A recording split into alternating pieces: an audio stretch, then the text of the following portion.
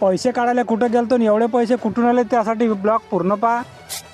पहिले तर जावं लागलं आपल्याला मंगरुळले. तर कशासाठी? आईची तब्येत नव्हती लागत बरं. तर पहिले गेलो आपण सरकारी दवाखान्यात. गेल्या तर मॅडम पासून पहिले घेतली चिठ्ठी काढून. त्यानंतर तिथून गेलो आपण डॉक्टर पाशी. डॉक्टर पासून लिहून घेतल्याच्या नंतर मग आलो घोड्या आणाले. घोड्या वगैरे 4-5 रंगाच्या घेतल्याच्या नंतर निघालो मग आपण गाडीकडे जाण्यासाठी. गाडी चालू केली मग निघालो मंगरुळले जाण्यासाठी. काही वेळातच पोहोचलो आपण मंगरुळमध्ये. आईचा आला होता पगार तर आणण्यासाठी आलो होतो शेतूतनी आल्यानंतर पहिलेच घेतला पगार काढून झाल्याच्या नंतर आलो मग बँकेतनी. आईच्या बाबाच्या अकाउंटवर मारायची होती एंट्री मारून झाली. मग आलो मेडिकल मध्ये. आईच्या घेतल्या गोड्या. त्यानंतर आलो आपण पेट्रोल टाकायला. पेट्रोल वगैरे टाकून घेतलं. मग नाश्ता करून काही आलो नव्हतं आपल्याला करायचा होता नाश्ता. त्यानंतर आलो आपण हॉटेलमध्ये. मग एक प्लेट घेतला ना मस्त समोसा. रपारप खाऊन घेतल्याच्या नंतर निघालो घराकडे जाण्यासाठी. काही वेळातच घरी पोहोचलो तर पाहिलं तर सिलेंडर सरलं होतं. सिलेंडर घेतलं बाबाला घेतलं सोबत आणि निघालो मग नांदगावला जाण्यासाठी. काही वेळातच पोहोचलो आपण नांदगावातनी. मग आलो इंडियन गॅस एजन्सी मध्ये. सिलेंडर घेतलं. त्या मोबाईलचा डिस्प्ले केला होता तर टाकला होता मित्राच्या शॉप मध्ये आलो. मोबाईल चेक केला बरोबर झाला का. तर त्यानंतर मग आपण आलो हार्डवेअर मध्ये. आपल्याला घ्यायच्या होत्या दरवाजाच्या इंजिसा आणि स्क्रू. ते घेतल्यानंतर सिलेंडर आणायला आलो. सिलेंडर घेतलं. मग निघालो पेट्रोल पंपाकडे. त्याला पहिले पेट्रोल घेतलं टाकून. पेट्रोल टाकल्यानंतर बराच टाइम झाला होता. मग निघालो घराकडे जाण्यासाठी. मला ब्लॉग आवडला तर आयडीला फॉलो नक्की करजा. भेटू आपण अशाच एक नवीन ब्लॉग मध्ये.